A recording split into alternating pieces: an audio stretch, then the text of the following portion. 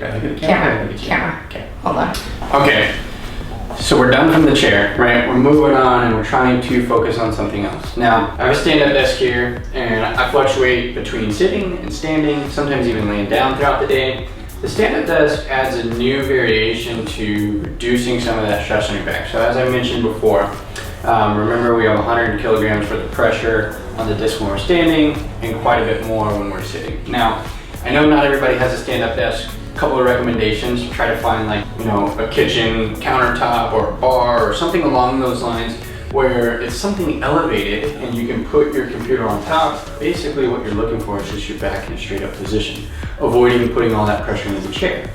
Now with that, we're still gonna run into some problems, right? We can't stay standing all day. We'll still hurt the balls of our feet. Maybe our knees get a little bit achy, and even so, we'll still get some little bit of back pain, back aches. It depends on the type of trauma that your body has been through over the years. With that being said, the stand-up desk is nice, right? So we're focusing on, once again, getting that spine into a different position. We're not isolated into one area. Occasionally, we're gonna experience some problems. So to avoid that, you get a chair, you get a stool, something to alternate the movement that you're experiencing while standing at a desk. So for example, let's say I'm standing here, finally after about an hour, I get fatigued.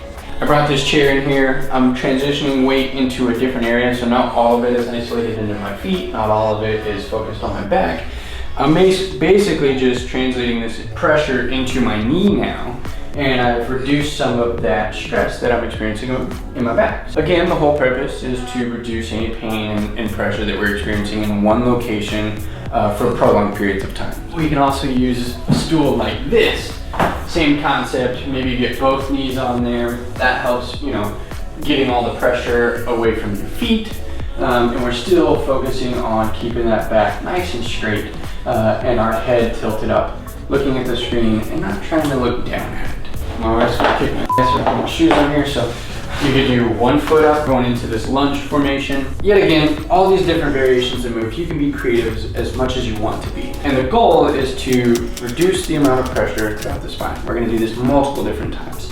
So I know that all these positions that we kind of talked about today, they might not be accommodating to everybody, but I do know that there's a couple of tips that anybody can use and probably should use at the end of their day to help alleviate any stress that their back endured from working from home or studying or whatever it may be. And that position is called neutral spine position.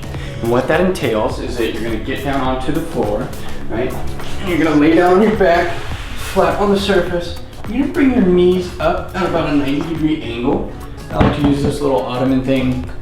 Sometimes you can use a couch or a chair. Basically the goal is you're reducing any pressure throughout the hips and throughout the back. And you're laying nice and down on the floor. You can put your hands above your head or to your side, whatever's comfortable for you.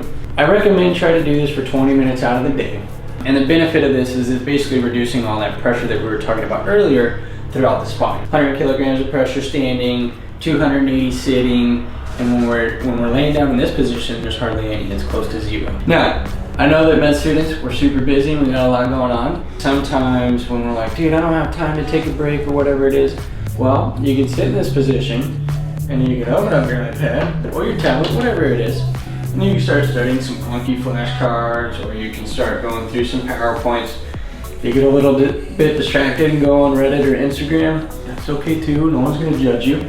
But really, your back is gonna love you and thank you for it later. So I recommend try to do this once a day, maybe twice a day if you can, and focus on all these different movement patterns and different positions to overall make your day a little bit more productive and less painful. All right, everybody out there. So I hope that you were able to enjoy this video, maybe learn something new, ultimately take something away from this video to help you throughout your day, and to also show and share that I've been there, and I still have my days where I'm like, oh, dude, my neck hurts or my back hurts, and it's also never fun to go through your day without actually knowing what to do or how to avoid it when we think that we're locked into one position.